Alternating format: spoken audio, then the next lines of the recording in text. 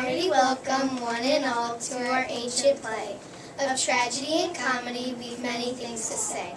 Sit right down and listen well, we'll tell you of the past, of who we are, what we did, and why our plays will last. We Greeks are famous for our plays and for the actors' art. It was in ancient Greece, you know, the acting got its start. The actors always wore masks to show who they would be, but women weren't allowed to act, so all the she's were he's. The plays were given out of doors where the air was crisper. Theaters were so well built you could hear the actors whisper.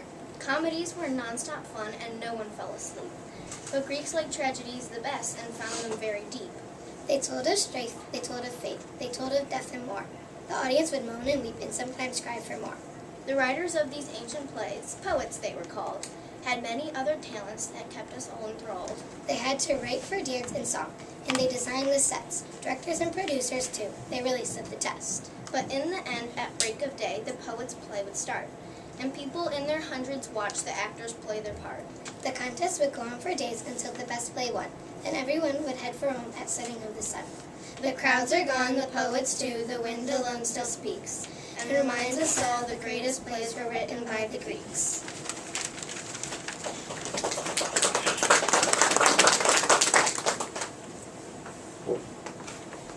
Ransom, the story of Theseus and the Minotaur. In this myth, a prince named Theseus risks his own life to stop the deadly payment of human lives that his father is forced to make a cruel enemy. To win his gamble, he will have to overcome the Minotaur, a raging, human-eating bull, as well as the depths of the deep blue sea. Introduction. On the island of Crete lived a very powerful king by the name of Midas. People all over the Greek world feared his army and navy and paid the heavy feast Midas demanded just to be left alone. Athens had just paid an especially heavy price. Midas' son died on the trip to Athens, so Athens had to pay blood money so the tragic event will never be forgotten. Every 9 years, the king of Athens, Theseus, sent 7 young men and 7 young women to Crete. Choosing these 14 youths was agony because everyone knew what their horrible fate would be. In exchange for peace for the rest of the Athens, these unlucky victims would be taken to Crete and fed to a deadly creature owned by King Midas. Its name was the Minotaur. The Minotaur had the head of a human but the body of a bull. It was huge and powerful and lived on a diet of humans that it hunted down.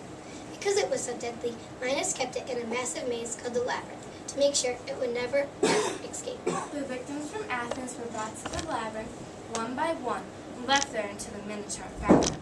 Lost and confused, they never knew when they would meet their fate. No one ever escaped. Scene 1, the palace in Athens.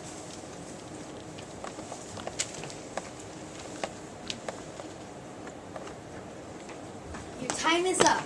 King Midas says you must be prepared to give him your next batch of youths when he arrives tomorrow. He says if you're slow in choosing them, he'll destroy Athens and take even more victims himself. Is there no way out of this terrible bargain? To save our city, we must send our children to their deaths. But there's no choice. Quickly, we must hold a lottery and choose someone must go to Crete. Father, wait! We can't just send them off to die. Why are the sage age as I am? We must do something. No, my son. As long as the Minotaur lives and Midas keeps demanding his ransom, there's no way out. Then send me as one of the 14. I know I can defeat that evil beast and put a stop to Midas' cruel game. Sending those young people is bad enough for me. If I lose you two, my heart would break. Then Athens would be without its king and its prince. But I can win. With the gods on my side, it won't fail you or our people. The king saw something in his son's eyes that gave him hope. He knew that the gods loved him and would watch over him, so he let him go as one of the victims. Instead of wearing his royal robes, he wore a simple white tunic worn by the other 13 youths. He also took off his royal ring that his father gave him. Now no one would know he was the king's son. Theseus, I want you to take these white sails. If you succeed in your mission, hoist these white sails, and I'll watch the sea every day, and I'll pray that I see your white sails heading towards home.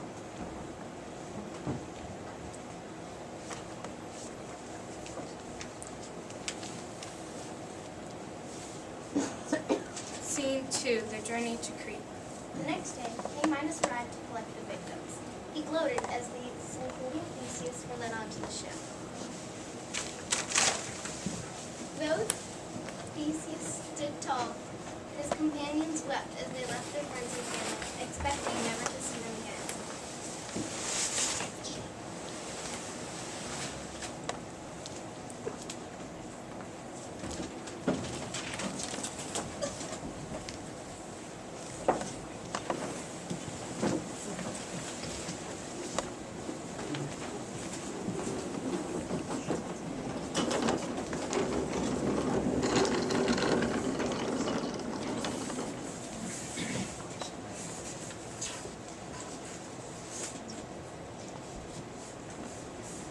My pet is very hungry. It has been 9 years since he'd had Athenians over for dinner. You'll make a splendid 14-course meal for my bullish friend.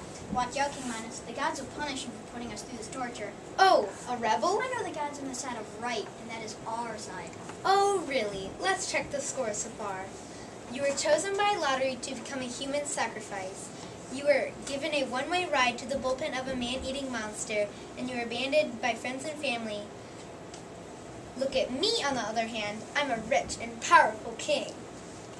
I wonder whose side the gods are on. It's true, you've had your fun, but soon it's going to be over. Minos could see that this bold fellow was getting his crew nervous. He knew that with all this talk about the gods, it would look bad to kill Theseus right there. But Minos always had an evil scheme when he knew. Enough already with this talk. We'll have a little test to prove whether the gods are really interested in helping you. I'll drop one of my rings into the ocean. If the gods favor you, you'll dive in and bring my ring right back. It's a deal.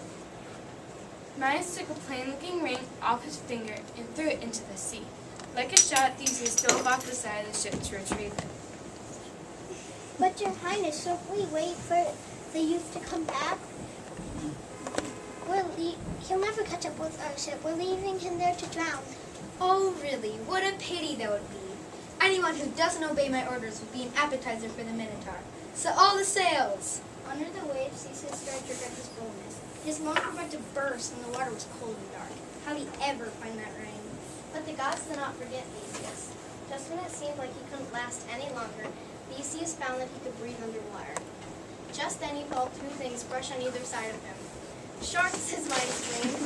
They were dolphins. Telling dolphins would come to be his guides. He grabbed hold of their fins and they pulled him deeper and deeper into the blue sea. At last, they reached the realm of the mermaids. Their caves at the bottom of the sea were filled with gold and silver treasures taken from sunken ships. One mermaid swam up to Theseus with King Minos' ring already in her hand. It's not such a beautiful ring. I can't see why I came all this way just to get it.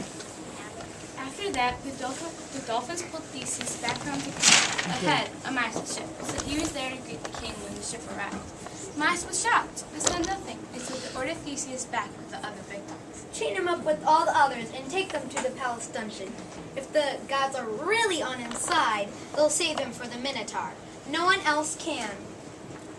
Ariadne, Minos' daughter, watched from her palace with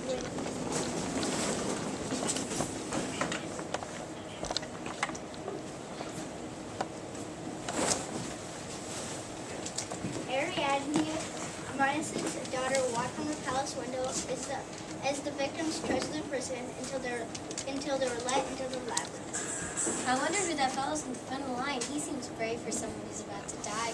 Oh, why does my father do these horrible things? She fell in love with Theseus at first sight and promised herself that she would not let him die like all the others. Perhaps it could even help her escape from her evil father.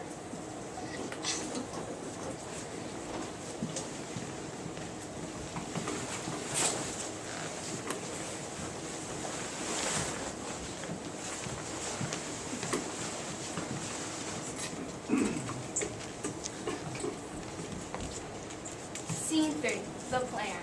While the guards were sleeping, Ariadne crept through the cell where Theseus was being held. Wake up, but don't make sound. Did the king send you to torment me? No, I'm Minos' daughter, and I want to help save you from the Minotaur. Is this some kind of trick? Listen to me, no matter how brave you are, you'll die without my help. Even if the Minotaur doesn't kill you, you'll be trapped in this labyrinth forever. Here, take this ball string. Once they shut you inside, tie this end of the string to the doorway. As you move around inside, pull the string with you. And if you are successful, you'll defeat the Minotaur and you can follow the string back to safety. But how can I find it before it finds me?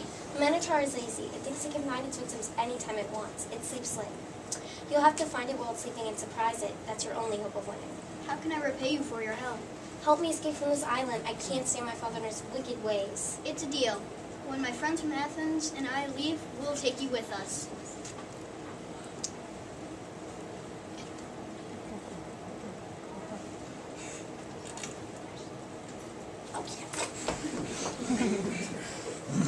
Scene 4, the battle. The next day, smiling and singing Minos visited the young Athenians in prison. Well, the time has come for the Minotaur to be fed. Any volunteers for the first round? Let me be first. The gods will protect me. I couldn't have picked a better candidate. Take him to the labyrinth at dawn tomorrow. Let's start 14 days of feasting to celebrate our little agreement with Athens. Theseus was brought to the entrance to the braes just before sunrise the next day. There he stopped to address Minos one more time before entering. This bloodshed will end and Athens will no longer have to feed the Minotaur. Then he was shoved inside the labyrinth and the door slammed behind him. Though other victims were forced at sword point into the labyrinth, Theseus seemed almost glad to be entering. I must say, I've never seen such a willing sacrifice. What a relief! Now that troublemaker is gone, I'm sure the others will give me no problem. Theseus didn't forget what Ariadne had told him. He had hidden the string under his clothes, and while speaking to Minos, he had secretly attached the end of the string to the door. Now he was ready to move inside. Following the low rumble of the Minotaur snores, Theseus stumbled ahead as quickly as he could, until he was near the beast. As he inched closer, the Minotaur opened his eyes and jumped up. They fought a fierce battle. With his bare hands, Theseus grabbed onto the Minotaur. Its power was enormous. Theseus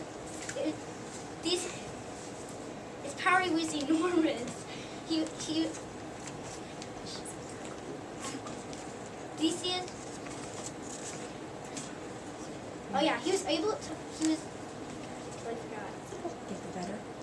What? Get the better of the beast. He was looking to get the better of the beast and Deadly? what? A deadly showdown. And oh yeah, the deadly showdown ended when Theseus killed the horrible beast. There he thanked the gods for their help. Then, following Ariadne's strength back to the maze, he was able to find his path back to freedom. Ariadne, I've won! I want to believe it, but I still can't. How did you get past those guards to the entrance of the labyrinth? The guards are asleep. I guess they never guessed anyone would escape. Quickly, let's move before anybody catches on. So they gathered the other Athenians and sailed towards Athens. But the gods were on Theseus' side before, and now sent bad luck his way. A storm forced the ship to land on a deserted island. Ariadne was the first to go ashore.